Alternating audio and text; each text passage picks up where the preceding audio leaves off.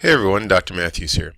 Hey, I wanted to pass on some information that I have received and maybe just some tips that might help you in your next job interview. I've been involved in the hiring process for a number of departments, and most recently, a department is hiring an individual or several individuals for some open positions. So I thought I would pass on some tips and some clues that might help you in your next job interview to make it a little bit more successful than perhaps these individuals have expressed. So I'm going to list these as things to remember. First off, you need to be aware. You're always being interviewed from the time that you step onto the property to the time that you leave. And actually, the interview process starts long before you even arrive. And so that's kind of important to remember that the email that you might have had, the conversation that you might have had with somebody else prior to showing up to the actual interview is something that's going to be discussed and walked through and maybe even analyzed to a certain degree by a number of people, particularly those who are involved in the hiring process.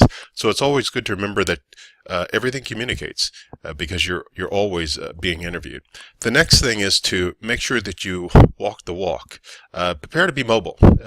In many cases, you'll be invited to an interview process, and at some point they'll want to walk you around the facility or the organization, or if you're at in a institution of higher learning, they'll want to walk you through the campus area. And so you'll want to dress as though you're ready to take a stroll, not necessarily a hike, because it shouldn't be that onerous. But understand that there's going to be probably some walking that's involved, so dress appropriately. Now, that's not to suggest that you should wear tennis shoes or some other type of hiking attire, unless of course that's the job that you're looking at. But just be prepared that you're going to prepared and understand that there may be some walking involved with this interview process. The next thing is to look the part. Dress as though you're ready to represent that agency or that organization should the time be should the time actually occur. You never know when one of those impromptu photographs might pop up from a coworker, or perhaps the local media might show up for some reason. And even if neither of those is the case, there'll be opportunities for you to interact with other people who are part of the organization, and it would be good for them to know that you're part of the organization as well. The next thing is, of course, to check yourself. Make sure that you check yourself in the mirror. There's nothing worse than having like tissue stuck to your nose or stuck to your face, or perhaps the eye gunk that shows up from time to time if you've been a little bit stressed up. And the other thing is even your tie. If you're a fellow and you're wearing a tie for your interview, it doesn't take very long for that tie to become askew because you've sat down or you've stood up or whatever the case might be. And if that happens when you walk into the interview, the focus is no longer going to be on you and what you have to say. It's mainly going to be on the fact that you've got this tie that's askew, or that your suit might be somewhat crinkled or rumpled, or something else might be standing there.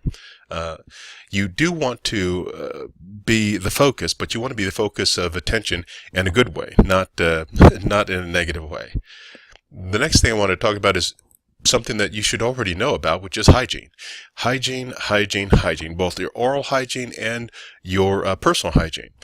There's very few things that are more distracting than someone who is not up to date on their hygiene. Perhaps they did brush their teeth, but then they had a cup of black coffee or flavored coffee or something else on the way there. Perhaps they had smoked a cigarette, or engaged in some other type of activity that's now been resonating. It's now collected to their clothes. It might be eating, it might be something else. Whatever the case might be, it's important that you appear the part, and remember that you're making an impression because everything communicates. So what does poor hygiene practices communicate?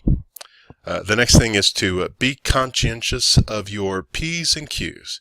I actually looked that up to find out where did this term P's and Q's even come from. And it's actually being conscientious to say please and thank yous. That's where the Q part came into place.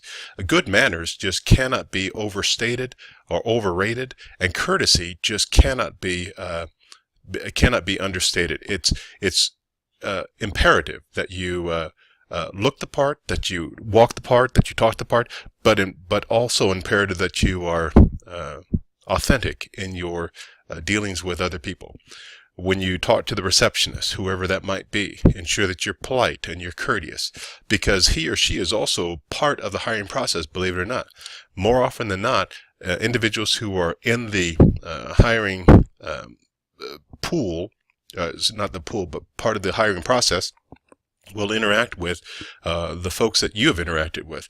That might be the security guard at the front gate, or it might be the receptionist who has shown you the direction of how to get to a particular office. It might be any number of people. You just really never know. And it's nothing for someone who's involved in the hiring practice to ask, well, what did you think of candidate so-and-so? And they'll be quite blunt with their response. And then finally thing is to don't beat around the bush. Don't answer the question that wasn't asked. Answer the question that was asked. Now, if you don't know the answer to a question in an interview, it's okay to say, I don't know the answer to that. Unless it's an industry-specific thing that you should know the answer to, in which case, you're probably a little bit out of luck. But hopefully that's not going to be the case in your next interview. One of the things that's most disturbing or distracting is when a specific question was asked and the individual, rather than answering the question true or false, yes or no, or multiple guess, or giving an example, they beat around the bush, or they never really answer that question, or they answer a totally different question. If you're unsure of what the question was, just ask. Most of the folks in the interview process are more than willing to repeat the question, rephrase the question, restate the question, to ensure that they get the answer that they're looking for. Because again, everything communicates. Well, that's all I wanted to share with you at this time. Again, I've been involved in a couple of searches recently, and I thought I'd pass these tips on to you so that you could make the most of your next interview opportunity. Hey, thanks a lot, and have a great rest of the day. Oh, one other thing. I also have attached a download sheet that has these 7 key tips as well, so you can download those and keep them handy. Make sure that you pay attention to those right before you go to the interview or during the interview process itself. Now, there's a whole lot more that goes into preparing for an interview, and I don't have the opportunity to go through it right now, but we'll probably go through that a little bit later. Once all the interviews that I'm involved in are done, I'm certainly going to try and culminate the lessons learned into something that's easy to digest and hopefully even apply. Hey, again, thanks a lot. Have a great rest of the day.